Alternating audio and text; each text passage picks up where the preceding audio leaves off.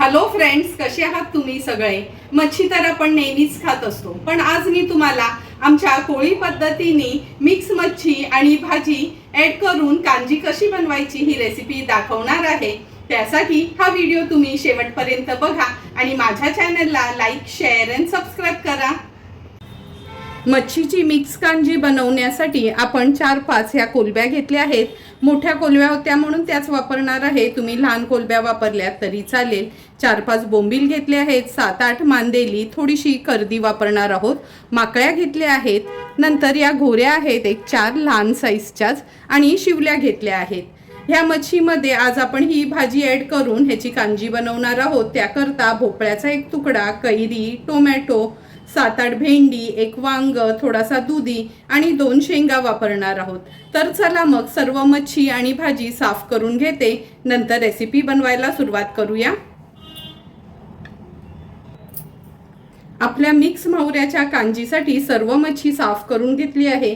मगाशी मी तुम्हाला ह्या 2 लहान शेवंडी दाखवायला विसरलेली, जिवंत होत्या म्हणून। हे बघा, आणि नंतर आपण उकाळ्यावर सोडण्याकरता हे बोंबील, कर्दी आणि मांदेली अगदी वेगळी ठेवली आहे, म्हणजे हे थोडं शिजत आलं ना काच आपण ह्याच्यामध्ये बोंबील, मांदेली आणि कर्दी सोडणार आहोत। तर चला मग लगेचच मावऱ्याची कांजी बनवायला सुरुवात करूया।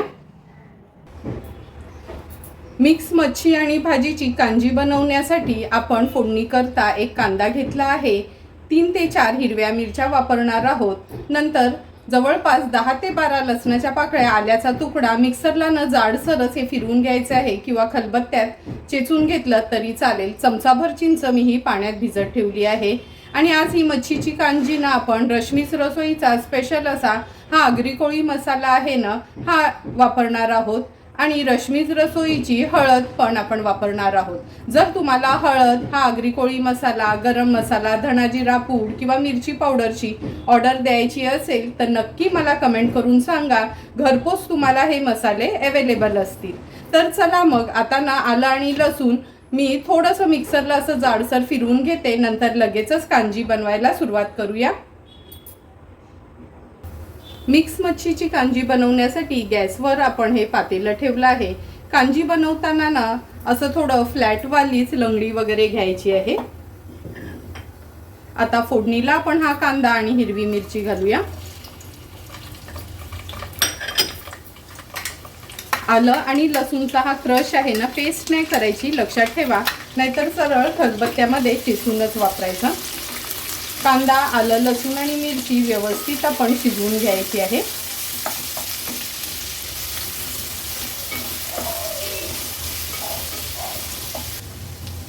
कांदा, आलं, लसूण आणि मिरची शिजत आली आहे। आता आपण ह्याच्यामध्ये हळद घालणार आहोत, अर्धा चमचा एवढा मी हळद घेतली आहे। 3 चमचे आपण हा घरचाच रश्मीज रसोईचा आगरी कोळी मसाला वापरणार आहोत। हा आपला मसाल्यातला लहान चमचा आहे म्हणून 3 चमचे मी घेतला आहे। हळद आणि मसाला तेलावर छान परतून घ्यायचे।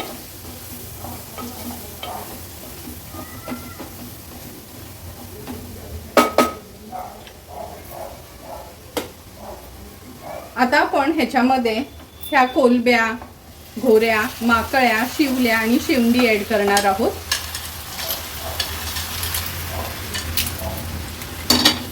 व्यवस्थित परतून घेते।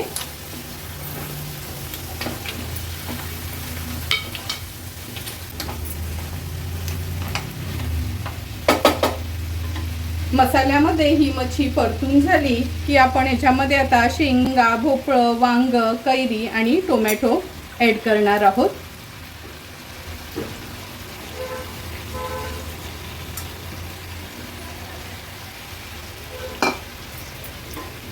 भाज्या देखील मच्छी सोबतच व्यवस्थित मिक्स करून घ्यायचे आहे। आता कैरीचा सीझन आहे म्हणून मी कैरी पण ऍड केली आहे, नाहीतर तुम्ही स्किप केलीत तरी चालेल।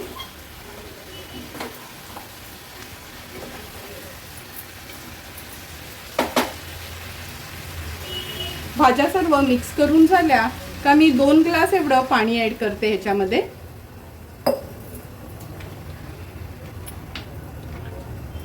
व्यवस्थित मिक्स करून घ्यायचं आहे।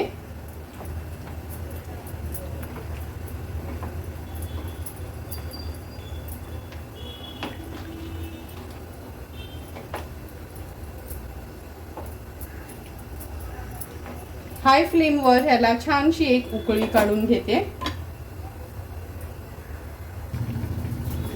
कालवणाला पण छान उकळी आली आहे। आता आपण ह्याच्यामध्ये चवीप्रमाणे मीठ ॲड करणार आहोत।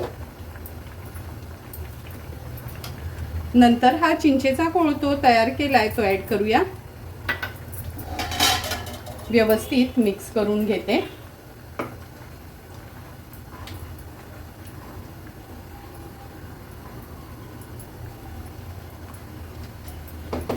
आता झाकण ठेवून ह्या सर्व भाज्या आणि मच्छी आपल्याला शिजवून घ्यायची आहे। गॅसची फ्लेम मीडियमवर ठेवते। एक 5 ते 6 मिनिटं झाले, झाकण काढून बघूया।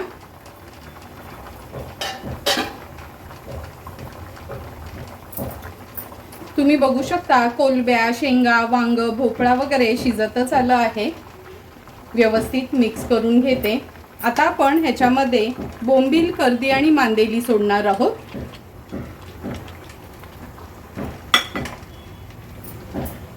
बोंबील आणि मांदेली शिजायला काही जास्त वेळ लागत नाही, म्हणून सगळ्यात शेवटी ती आपल्याला सोडायची आहे। आणि त्याच्यासोबतच ही भेंडी सोडणार आहोत, कारण का भेंडी पण आपल्याला एकदम मऊ होईपर्यंत शिजवून घ्यायची नाहीत। आता हाय फ्लेमवर सुरुवातीला झाकण न देताच उकळी काढून घेते।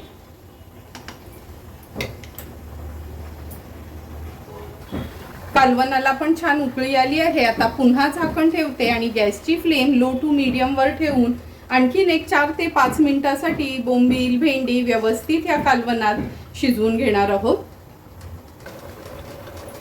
एक 3 ते 4 मिनिटं झालेत। हे बघा, जवळपास ही बोंबील आणि भेंडी पण शिजतच आली आहे।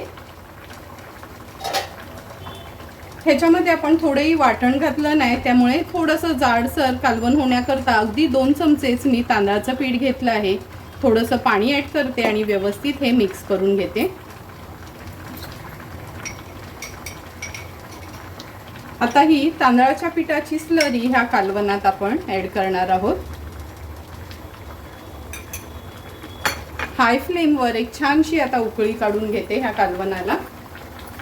झाकण ठेवते म्हणजे वाफ पण चांगली येईल याला।